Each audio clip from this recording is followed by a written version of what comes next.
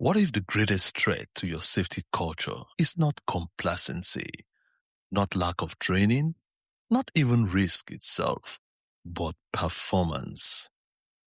What if safety has slowly become something we perform rather than something we practice?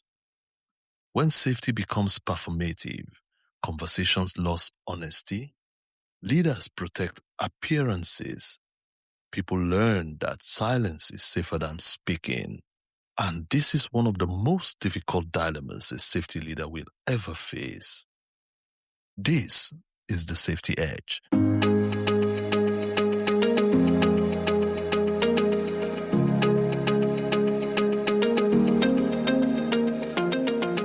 Welcome back to the Safety Edge podcast, where safety leaders sharpen their edge. I'm Charles Edgar, your safety leadership coach. In this podcast, we explore the real dilemmas safety leaders face on site and in the workplace. Not textbook examples, not perfect scenarios, but the challenging, uncomfortable human moments when there's no obvious right answer and the pressure is real. Today, we take the final episode in Season 2, where we explored what it truly takes to create cultures where people feel safe to speak up. We'll close this season with a conversation that goes straight to the heart of leadership integrity, courage, and responsibility. When safety conversations become performative, a conflict of appearance versus authenticity. This episode is not about systems, audits, or even performance. It's about who we become as leaders when truth becomes uncomfortable. Picture this. You walked into a safety meeting already knowing how it would unfold. The slides were ready. The script was familiar. The attendance sheet lay neatly on the table. In theory, these meetings exist for something far more meaningful, such as to review safety incidents, discuss near misses, surface unsafe conditions, address concerns from the field, as well as share learning to prevent incidents. They are meant to be spaces for reflection, dialogue, and improvement. But in reality, those conversations are quietly avoided.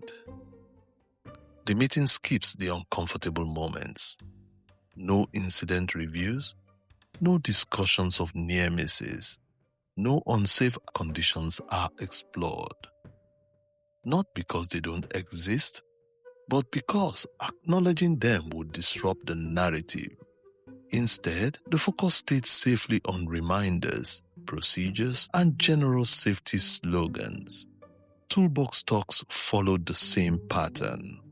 Read, acknowledge, sign, and move on. A ritual, a formality, just a tick box exercise. And in that process, workers are denied their voice. There was no space to highlight concerns, no invitation to share what they are seeing out there, no encouragement to speak up honestly. Because the meetings were no longer about learning, they are more about looking compliant. And when safety meetings become performances, people stop bringing their truth. They bring silence. They say what is safe, not what is real.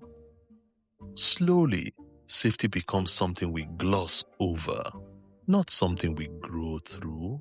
And this is the moment where safety leadership reveals itself. Not in the slides, not in the statistics, but in the courage to turn ritual into real conversation. And you feel the familiar tension surface once again. If I challenge this, I may threaten comfort, routine, and reputation. And if I accept it, I quietly become part of a culture where safety becomes a checkbox and not a commitment. This is the quiet struggle many safety leaders face daily, one they rarely speak about openly. This is not technical, It is a moral and leadership dilemma.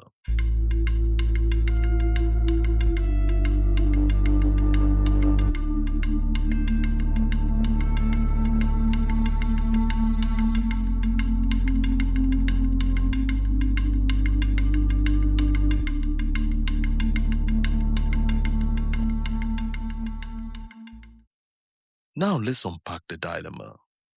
Because safety leaders don't wake up intending to create performative cultures, they truly care. They want people to be safe. They want systems that work. They want to make a difference.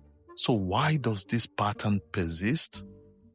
Because challenging performative safety doesn't just question systems, it challenges comfort, authority, and identity. When you surface incidents, near misses, unsafe conditions, and real concerns, you're not simply raising operational issues, you're disrupting the established narrative of success.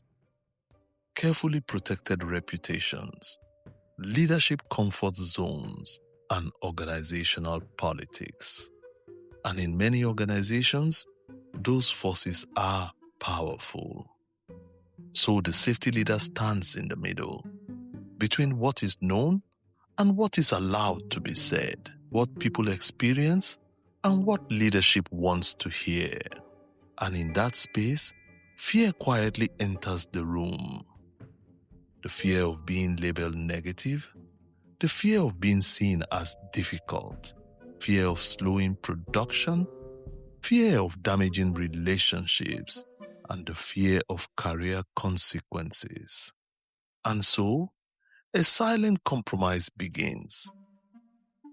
Safety meetings soften, language becomes cautious, data becomes selective, conversations become safe. Not safe for workers, but safe for leadership comfort. And slowly, safety shifts from learning to performing, from truth to theater, from presence to presentation. This is why the dilemma is so heavy, because every safety leader feels the pull of two powerful needs: to belong and to be brave, to protect relationships and to protect people, to maintain harmony and to confront reality. And leadership is revealed in the choice between them. And in this moment of tension, most leaders don't choose harm, they choose stability. They manage risk, not operational risk, but relational and political risk. They steer conversations towards safer ground. They keep meetings efficient.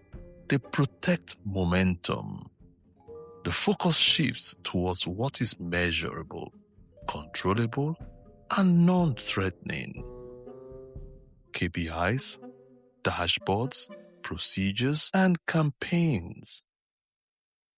Difficult conversations are postponed, not deliberately, but gradually, until postponement becomes habit. So safety meetings stay polished, briefings stay scripted, toolbox talks stay procedural, and what gets lost is dialogue.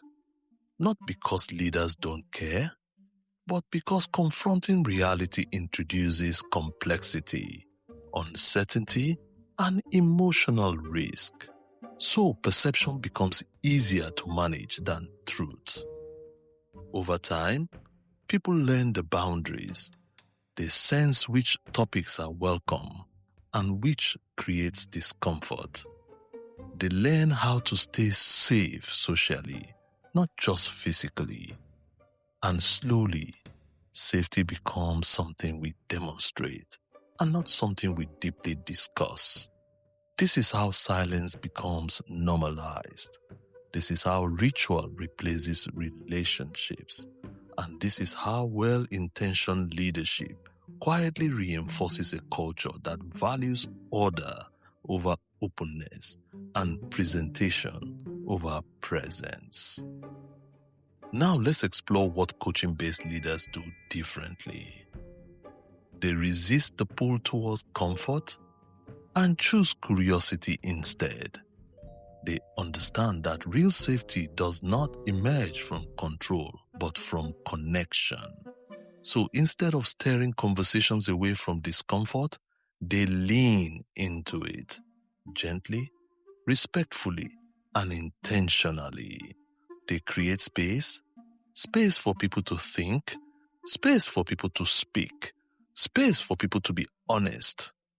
They replace instruction with inquiry, certainty with listening, and authority with presence.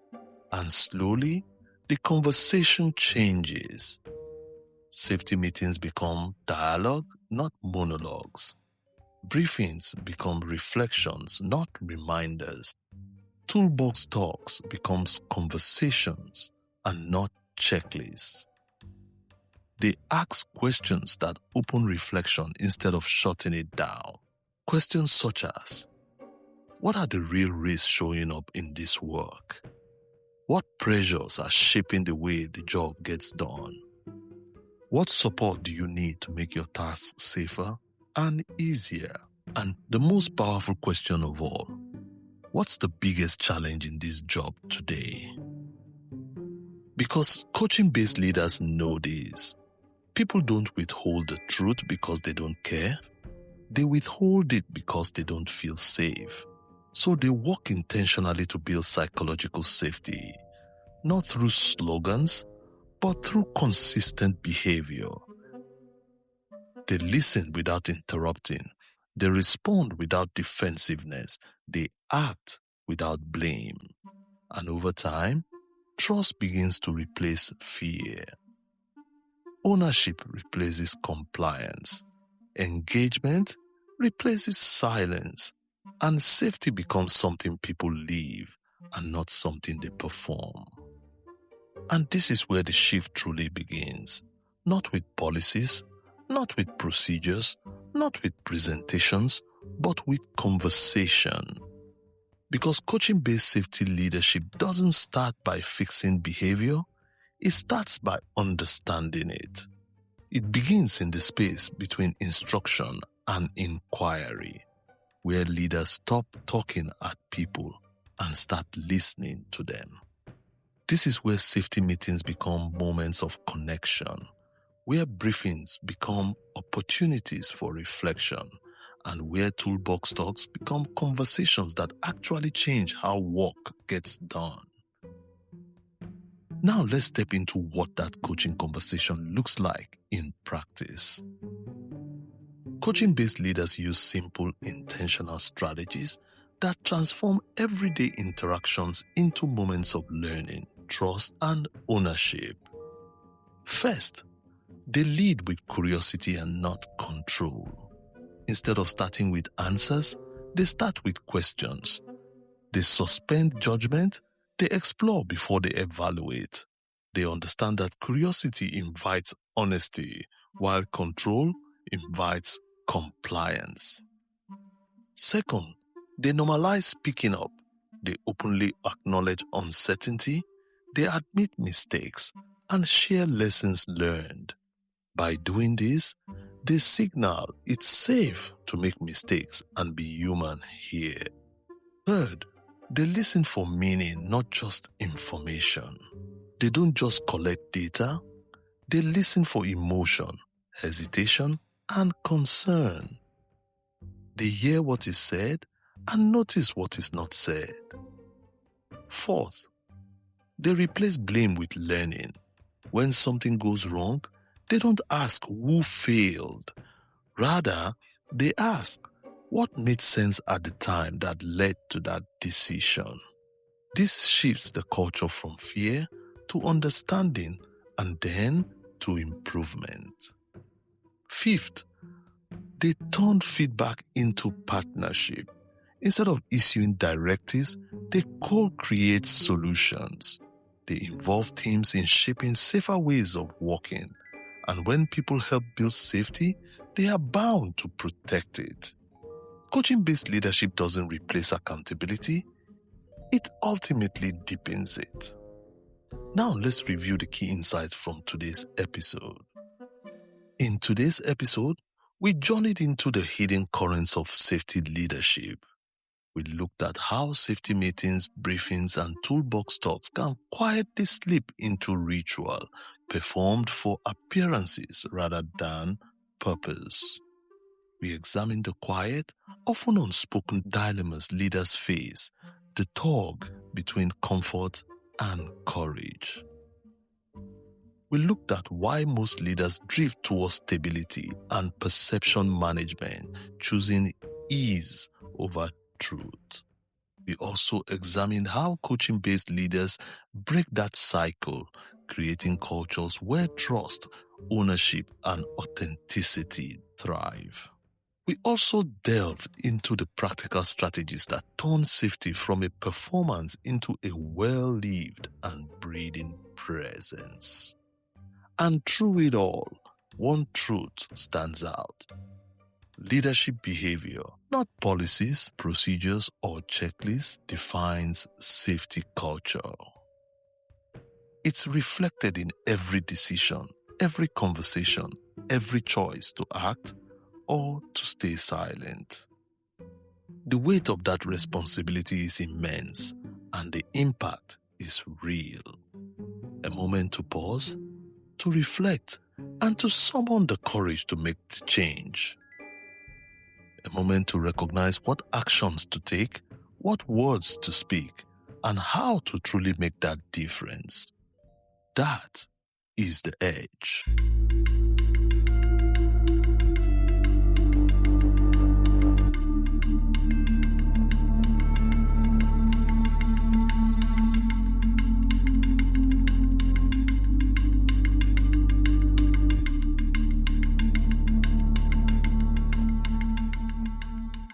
As we wrap up Season 2 of the Safety Edge podcast, let's take a moment to reflect on the journey so far. In this season, we explored some of the most critical yet often overlooked forces shaping safety culture: silence and psychological safety. We've seen how the spaces between words, the moments left unspoken, and the fear of speaking up quietly shape the behaviors, trust, and resilience of teams. We've uncovered how every choice a leader makes, from the questions you ask to the way you respond, either amplifies silence or creates the space for truth to be heard. Every episode in this season highlighted those inflection points. Moments where the culture either shifts towards trust and engagement or slips back into compliance and quiet fear. If these conversations have resonated with you, I encourage you to share this episode with your colleagues so you can reflect on the issues that matter most in your own organizations. And as we close this season, remember, this journey doesn't stop here. Season 3 is coming, where we'll delve into expertise, authority, and group dynamics, exploring the core question: when does expertise stop protecting us?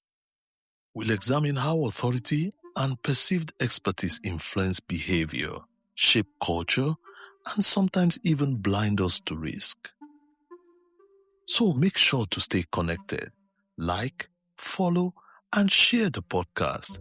And most of all, don't forget to practice what you've learned here and truly embrace the culture, not just by the rules, but beyond compliance. Thank you for joining me for this episode of the Safety Edge podcast.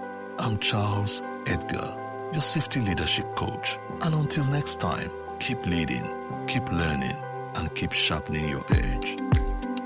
Bye for now. Brought to you by the Safety Edge platform, an independent leadership and safety learning platform, building leadership capacity, one conversation at a time. Find us wherever you get your podcasts